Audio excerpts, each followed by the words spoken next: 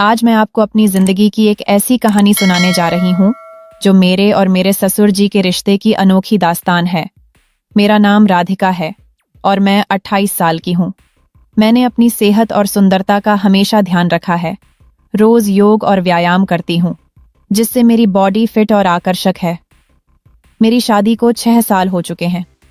मेरे माता पिता ने मेरी शादी कम उम्र में एक धनी परिवार के लड़के विशाल से कर दी थी। विशाल की तबीयत हमेशा ठीक नहीं रहती थी, क्योंकि उसे फेफड़ों से जुड़ी गंभीर बीमारी थी।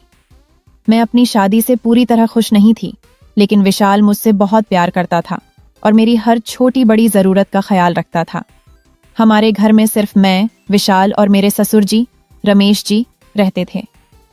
रमेश जी की उम्र लगभग 50 साल थी, लेकिन वह उम्र से कहीं ज्यादा जवान और फिट दिखते थे। वह अपने बिजनेस में व्यस्त रहते थे और हम तीनों का रिश्ता बहुत प्यारा था। शादी के 4 साल बाद एक दिन अचानक विशाल की तबीयत बहुत बिगड़ गई। डॉक्टरों ने बहुत कोशिश की, लेकिन उसे बचाया नहीं जा सका। उस दिन मेरी दुनिया उजड़ गई। मैं एक विधवा बन चुकी थी और मेरे सामने जैसे सब कुछ खत्म हो गया था। विशाल के जाने के बाद मैं और रमेश जी घर में अकेले रह गए। मैं दिन रात उदास रहती थी। रमेश जी मुझे बहुत समझाते, राधिका, जो हो गया उसे भूलकर आगे बढ़ो। तुम अभी जवान हो, तुम्हें अपनी जिंदगी दोबारा शुरू करनी चाहिए। शादी कर लो, कोई अच्छा इंसान ढूंढ लो। उनकी बातें सुनकर मुझे थोड़ा सुकून मिलता, लेकिन कई बार उनकी नजरों में कुछ अलग सा भाव दिखता, जो मुझे थोड़ा असहज करता। कुछ समय बाद मैंने खुद को संभालने के लिए एक जॉब शुरू की। रमेश जी का बिजनेस अच्छा चलता था, तो पैसे की कोई कमी नहीं थी, लेकिन मैं खाली बैठना नहीं चाहती थी। जॉब करने से मेरा मन थोड़ा बहलता और समय भी कट जाता। ऑफिस में मेरी एक सहेली प्रिया थी, जो मेरी बहुत अच्छी दोस्त बन गई।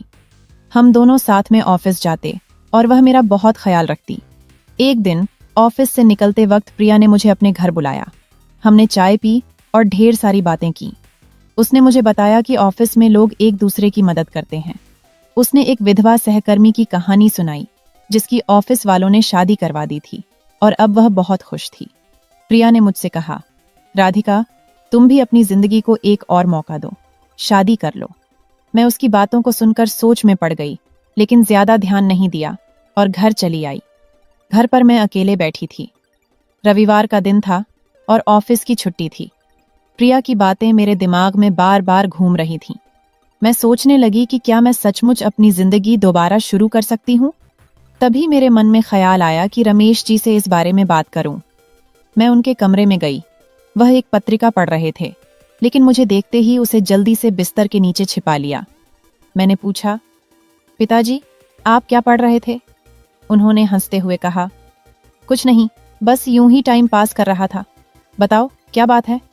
मैंने हिम्मत जुटाकर कहा, पिताजी, मैं आपसे कुछ जरूरी बात करना चाहती हूँ। हाँ, बोलो राधिका, क्या बात है?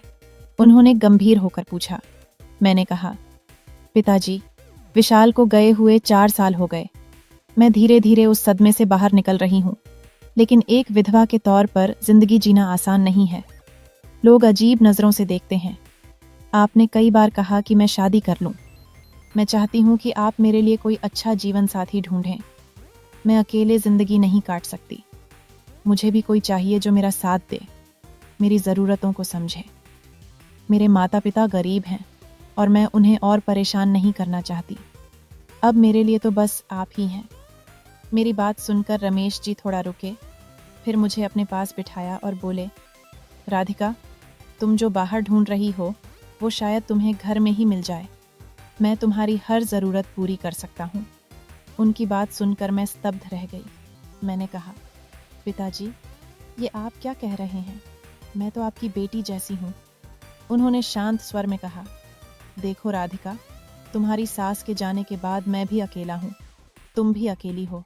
अगर हम दोनों एक दूसरे का सहारा बन जाएं, तो हमारा अकेलापन दूर हो सकता है। बाहर किसी को कुछ पता नहीं चलेगा और मेरे बाद ये सारी संपत्ति भी तो तुम्हारी ही होगी। उनकी बात सुनकर मैं सन्न रह गई। मैंने कहा, पिताजी, मुझे सोचने का समय चाहिए। अगले दिन मैं ऑफिस नहीं गई। मैं किचन में खाना बना रही थी।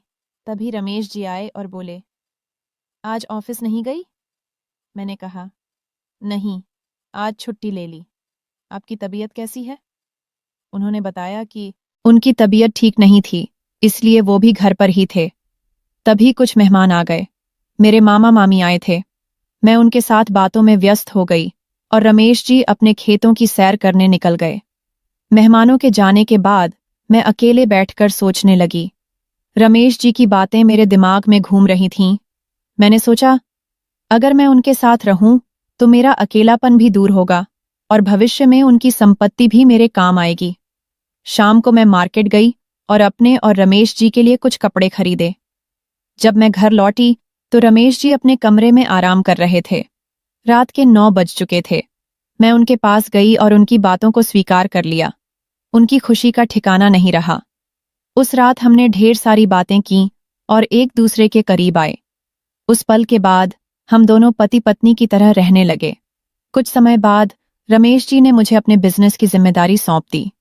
मैंने जॉब छोड़ दी और उनका बिजनेस संभालने लगी। अब हम दोनों एक दूसरे का पूरा ख्याल रखते हैं। कुछ महीनों बाद हमारे घर एक प्यारी सी बेटी ने जन्म लिया। अब हमारी जिंदगी खुशियों से भरी है। हमें दुनिया की परवाह नहीं, क्योंकि हम अपने घर में खुश हैं। दोस्तों, अगर आपको मेरी कहानी पसंद आई तो इसे अपने दोस्तों के साथ शेयर करें। अपनी राय कमेंट में जरूर बताएं। अगली कहानी के साथ फिर मिलेंगे। धन्यवाद।